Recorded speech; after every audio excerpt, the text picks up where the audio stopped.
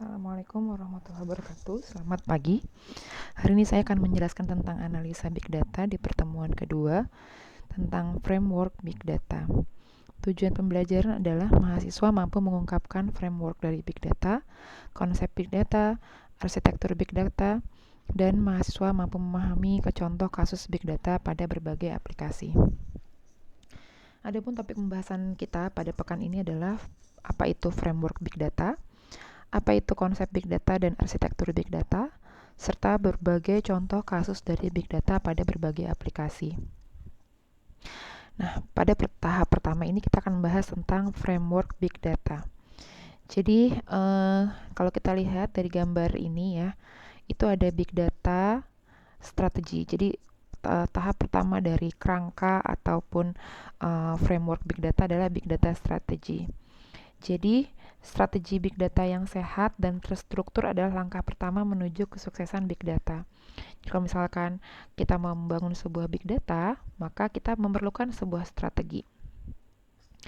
Jadi, data ini memang kan sudah kita bahas ya minggu lalu bahwa data itu adalah sebuah aset strategis bagi sebagian besar organisasi. Jadi kita harus bisa mampu menganalisis kumpulan data besar dan membedakan pola dalam data sehingga dapat memberikan keunggulan kompetitif pada sebuah organisasi. Nah, contohnya nih yang kalian mungkin sering lihat Netflix ya. Netflix itu melihat perilaku pengguna dalam memutuskan film atau serial apa yang akan diproduksi. Begitupun seperti Alibaba ya, platform sumber ya atau platform seperti e-commerce gitu ya, yang menjadi salah satu raksasa global dengan mengidentifikasi pemasok mana yang akan meminjamkan uang dan merekomendasikan di platform mereka. Sehingga Big Data ini telah menjadi sebuah big business di mana organisasi itu memerlukan sebuah strategi Big Data yang baik. Nah, bagaimana caranya?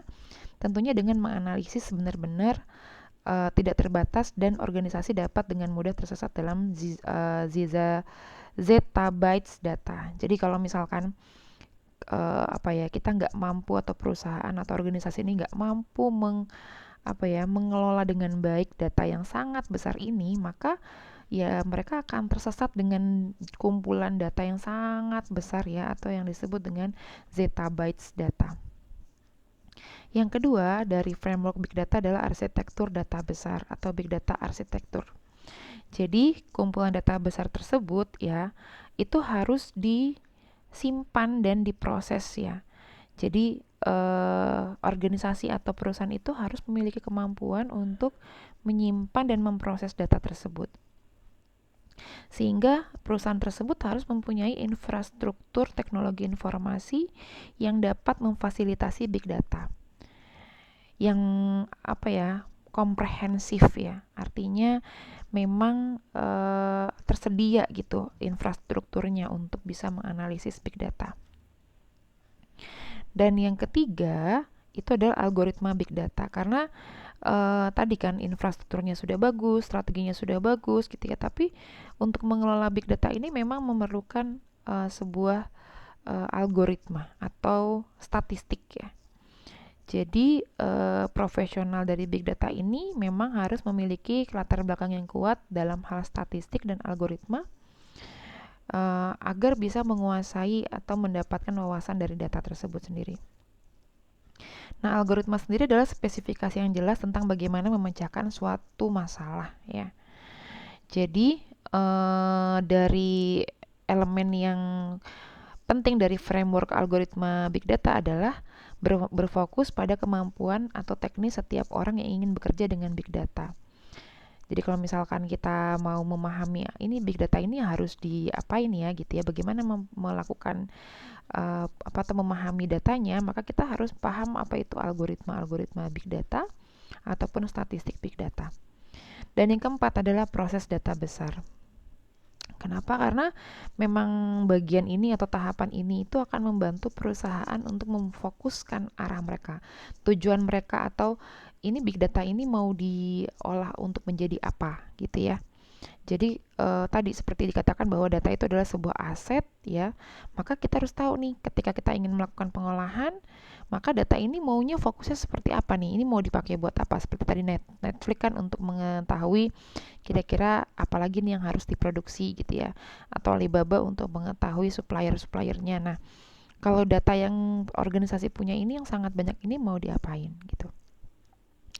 Dan yang kelima adalah fungsi data besar. Jadi elemen atau elemen kerangka ataupun framework dari big data ini, organisasi dapat menyusun diri mereka sendiri untuk menyiapkan peran big data dan mendiskusikan peran dan tanggung jawab dalam organisasi big data. Jadi di sini berkaitan dengan bagaimana organisasi itu mengelola big data pada sebuah perusahaan.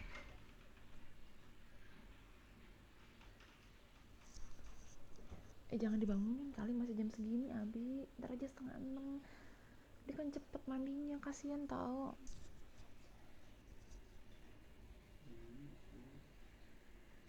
Aku lagi rekaman nih.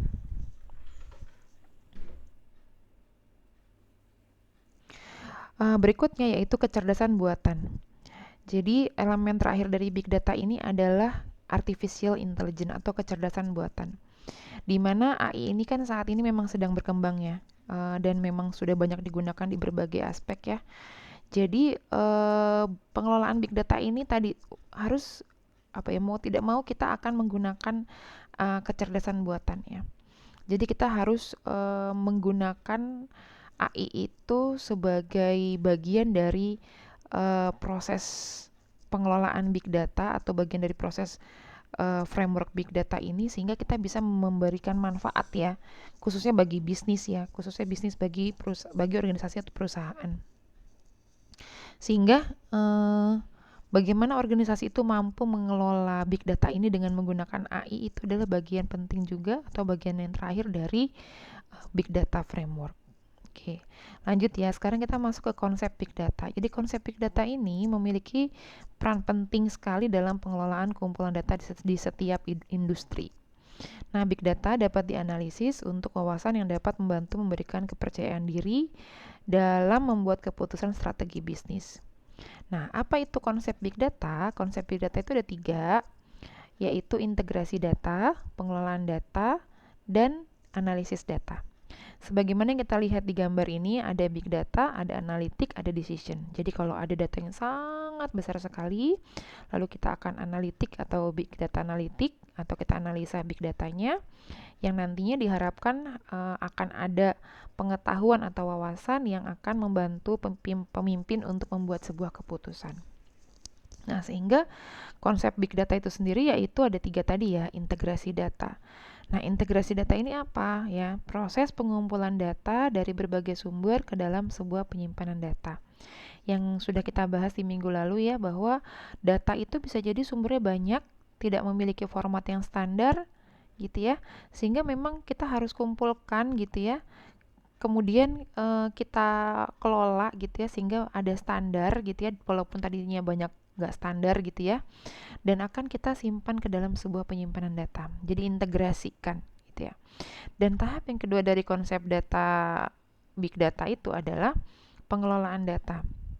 Jadi semua data yang dihasilkan nantinya akan dikelola di sebuah media penyimpanan. Yang sudah kita bahas juga ya kemarin ya, SSTO ya. Itu. Jadi kenapa kita perlu dikelola? Kenapa kita perlu menyimpan di sebuah media penyimpanan ya? Supaya nanti saat semua unit di organisasi tersebut bisa dengan mudah mengakses data tersebut. Ya. Kemudian analisis data, ya konsep yang terakhir adalah analisis data adalah semua data yang telah disimpan dan dikelompokkan akan dianalisa untuk kebutuhan bisnis lebih lanjut. Jadi tidak hanya mengintegrasikan tadi ya dari banyak sumber lalu dibuat standar, kemudian disimpan gitu ya.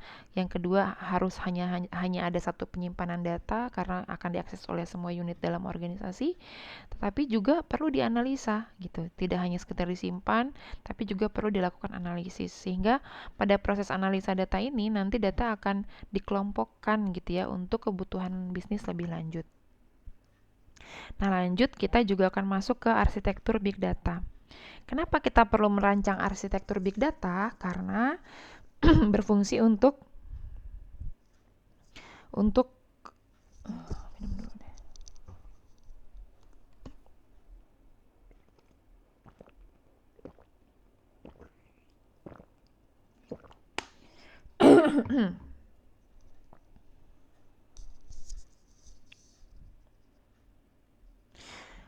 Berfungsi untuk penyerapan, pemrosesan, dan analisis data yang terlalu besar atau kompleks untuk sistem basis data tradisional.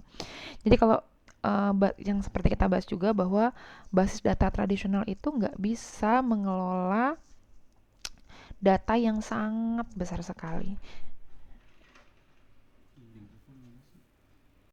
Arsitektur Big Data. Jadi, arsitektur Big Data ini dirancang untuk menangani penyerapan, pemrosesan, dan analisis data yang terlalu besar atau kompleks untuk sistem basis data tradisional.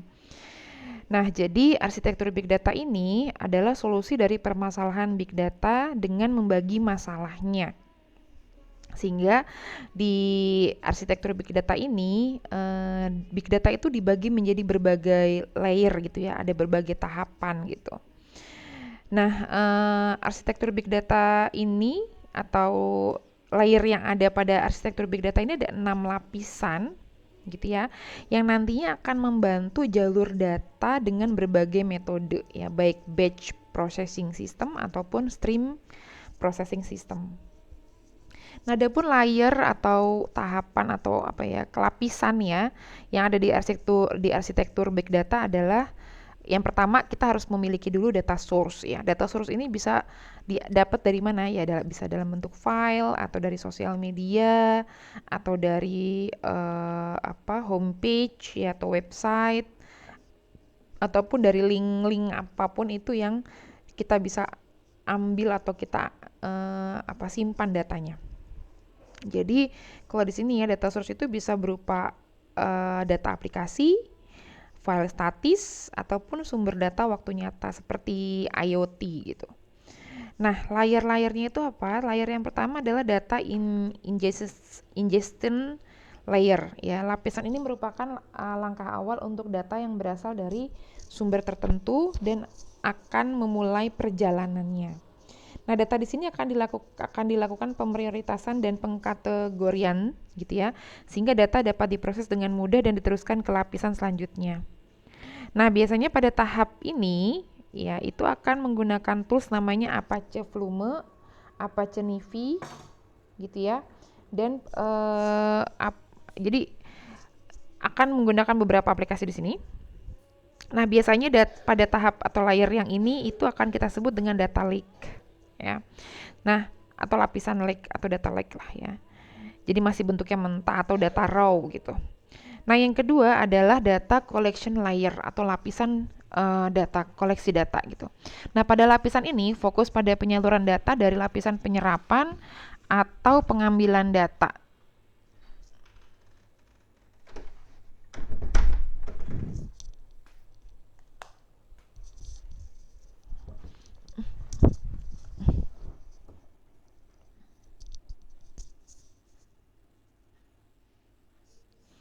Jadi lapisan ini fokus pada penyaluran data dari lapisan penyerapan atau pengambilan data awal ke jalur data lainnya. Nah, lapisan ini ada menggunakan tools yang disebut dengan Apache Kafka ya. Nah, kemudian tahap selanjutnya yaitu atau lapisan selanjutnya yaitu data processing layer. Nah, di sini memproses data pipeline ya atau jalur data itu, atau dapat dikatakan bahwa data telah dikumpulkan di lapisan yang tadi kan data collection layer dan akan diproses pada layer yang ini atau pada lapisan yang ini ya. Nah, pada lapisan ini atau data processing layer ini akan dilakukan ekstraksi juga learning dari data untuk diarahkan ke tujuan yang bermacam-macam. Yang ini toolsnya yaitu Apache Scoop, Apache Storm, Apache Spark, Apache Flink. Lalu juga ada lapisan data storage layer. Jadi media penyimpanan menjadi tantangan utama saat ukuran data yang digunakan menjadi sangat besar. Jadi di sini adalah tempat penyimpanan data yang begitu besar sehingga efisien. Sehingga mungkin kalian pernah dengar ya, ada Hadoop atau Apache Hadoop, Cluster File System, dan Amazon S3. Lalu ada data query layer ya. Di sini adalah tempat berlangsungnya pemrosesan secara analitik yang sedang dalam keadaan aktif. Dan juga ada beberapa layer juga ya, ada beberapa tools Apache Hive, Apache Spark SQL, Amazon ya. Jadi di sini di layer ini mengumpulkan data value sehingga dapat dibuat lebih bermanfaat dan mudah digunakan untuk lapisan berikutnya. Kemudian yang terakhir adalah lapisan data visualization layer. Jadi data-data yang tadi sudah ada di layer-layer yang di atas itu juga bisa ditampilkan dalam bentuk visual, di mana pengguna data pipeline dapat merasakan hasil laporan mendetail dan mudah dipahami dari data value yang telah divisualisasikan. Jadi maksudnya visualisasi data ya secara orang awam pun bisa melihat dan memahami hasil dari pengolahan data yang sudah dilakukan pada lapisan-lapisan yang di atasnya gitu. Kemudian toolsnya biasanya yang paling terkenal tuh Tableau atau juga Kibana. Nah, adapun manfaat atau benefit big data arsitektur adalah yang pertama meningkatkan kualitas pemahaman dan analisis dari big data sendiri, membuat keputusan yang lebih baik dan juga lebih cepat, mengurangi biaya operasional perusahaan, memprediksi kebutuhan dan tren pada masa yang akan datang, mendorong perusahaan untuk dapat membuat standar dalam perusahaan, dapat menyediakan metode yang konsisten untuk menerapkan teknologi terbaik menyelesaikan masalah. Nah, di bawah ini adalah contoh-contoh kasus dari aplikasi Big Data. Saya tidak menjelaskan semuanya, tapi saya hanya akan kasih contoh beberapa saja. Yang pertama adalah Big Data perawatan kesehatan ya. Jadi kan kita tahu ya bahwa sekarang ini apalagi semenjak COVID-19 ya, itu sudah banyak sekali aplikasi-aplikasi yang penyedia layanan kesehatan gitu ya. Sehingga tentunya pastinya banyak data yang tersebar secara besar sekali atau banyak data yang tersimpan sangat banyak gitu. Nah, itu bagaimana ya? Bagaimana cara mengelolanya? Maka nanti big data ini akan bisa melakukan apa yang kita sebut dengan diagnostik ya. Jadi mengidentifikasi kasus dari penyakit ya. Atau bisa juga membuat obat yang mencegah ya terjadinya penyakit. Jadi misalkan kita melihat bahwa oh ini dari data yang besar ini kebanyakan orang sakit diare. Oh berarti nanti kita menciptakan penyakit apa ya? Kita membuat ya mengembangkan obat apa ya, contohnya kayak corona kemarin kan akhirnya bisa mengembangkan vaksin, itu namanya preventif. Kemudian precision medicine, jadi kayak misalkan kita udah ada obat nih tapi kita lihat nih, oh kita lihat data-data yang banyak tadi ternyata obat itu tidak efektif, maka kita cari obat yang lebih baik lagi atau kita tambahkan sesuatu sehingga menjadi lebih baik lagi. Ya, mungkin kalian juga ngerasain ya waktu awal-awal kan vaksin itu apa, lama-lama naik jadi apa, jadi apa, jadi apa seperti itu. Itu akibat dari big data tadi ya. Itu hasil analisis big data.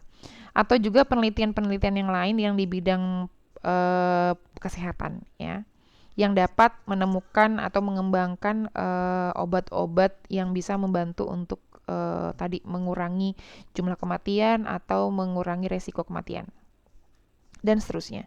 Nah, kemudian di bidang pendidikan big data itu untuk apa? Nah, itu bisa juga untuk improve instruksi. Jadi pengembangan pada proses bagaimana siswa itu bisa lebih meningkatkan